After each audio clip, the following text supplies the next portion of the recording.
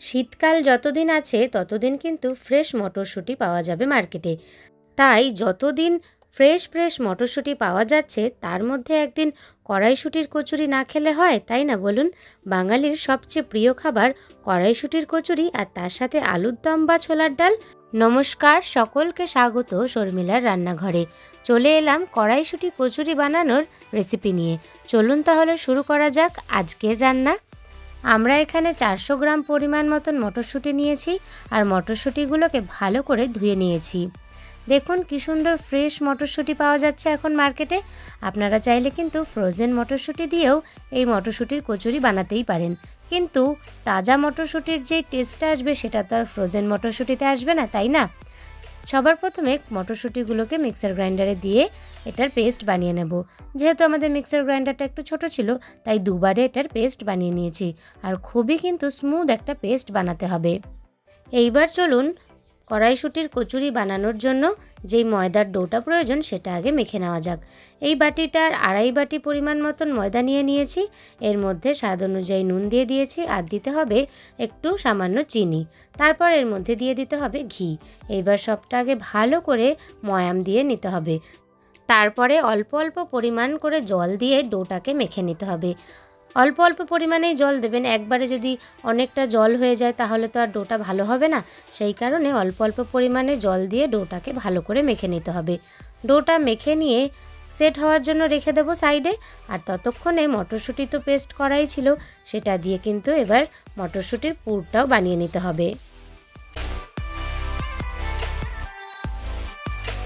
তার জন্য কড়াইতে সামান্য একটু সর্ষের তেল গরম করে নিতে হবে। তার মধ্যে দিয়ে দিতে হবে গোটা জিরে আর 1 চা চামচ পরিমাণ মতন হিং আর গোটা জিরেটা একটু ভাজা হয়ে গেলে দিয়ে দিতে হবে আদা আর কাঁচা লঙ্কা বাটা।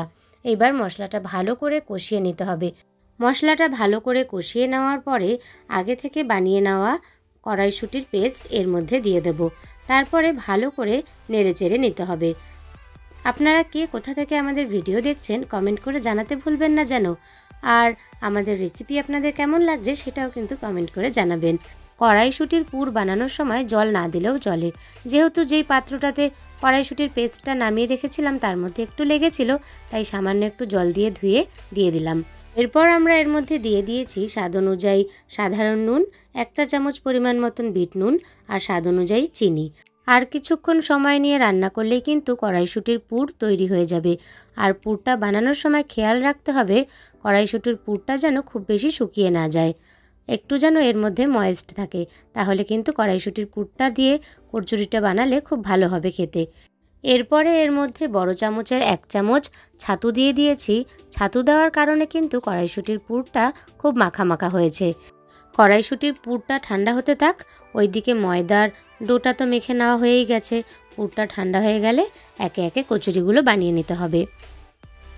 আপনাদের কার কার কড়াইশুঁটির কচুরি খেতে ভালো লাগে কমেন্টে জানাতে ভুলবেন না কিন্তু।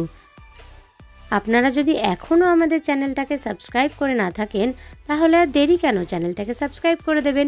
আর পাশে থাকা বেল আইকনটিকেও প্রেস করতে ভুলবেন না কিন্তু, তাহলে আমাদের ভিডিওর নোটিফিকেশান আপনাদের মোবাইলে সবার আগে পৌঁছে যাবে।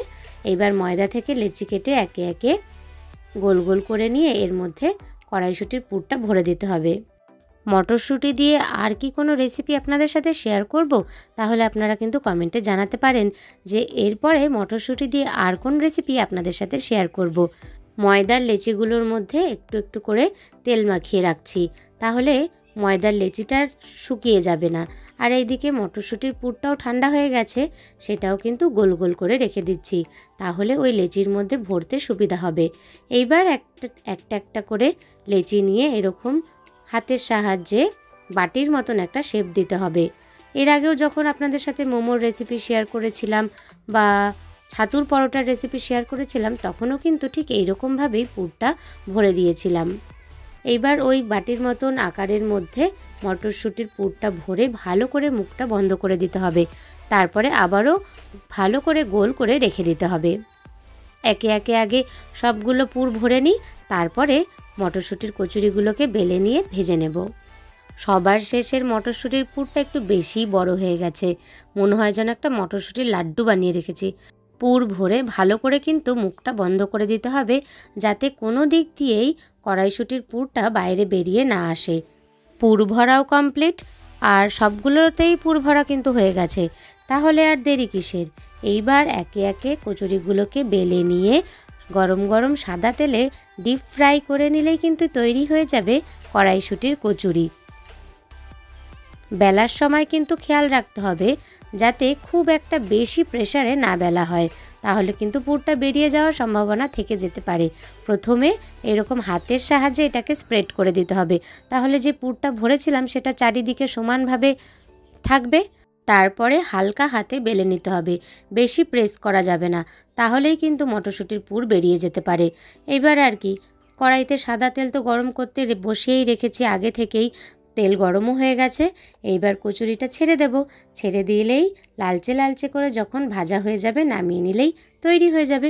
দেখুন কি সুন্দর ফুলকো ফুলকো কড়াইশুঁটির কচুরি হয়েছে আমাদের। একটু লালচে লালচে করে ভেজে নিলেই তৈরি কড়াইশুঁটির কচুরি। রেসিপিটা কেমন লাগলো কমেন্টে কিন্তু জানাবেন। আর ভালো লাগলে কি করতে হবে বলুন তো? একটা লাইক করে দেবেন, চ্যানেলটাকে সাবস্ক্রাইব করে দেবেন। আর যদি আমাদের এই ভিডিওটি আপনি আমাদের ফেসবুক পেজ থেকে দেখে থাকেন, তাহলে আমাদের ফেসবুক পেজটিকে ফলো করতে কিন্তু ভুলবেন না। আর আপনাদের আত্মীয় পরিজন বন্ধু বান্ধব সকলের সাথে আমাদের রেসিপি ভাগ করে নেবেন। এর পরবর্তীতে আপনারা কোন রেসিপি দেখতে চাইছেন সেটাও কিন্তু কমেন্ট করে জানাতে পারেন। কড়াইশুঁটির কচুরি তো কমপ্লিট হয়ে গেল।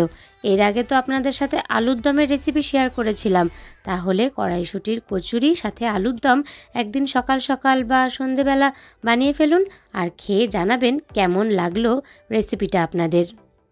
আবারও চলে আসবো অন্য কোনো রান্নার রেসিপি নিয়ে। আজ তাহলে আসি। ধন্যবাদ সকলকে ভিডিওটি শেষ পর্যন্ত দেখার জন্য।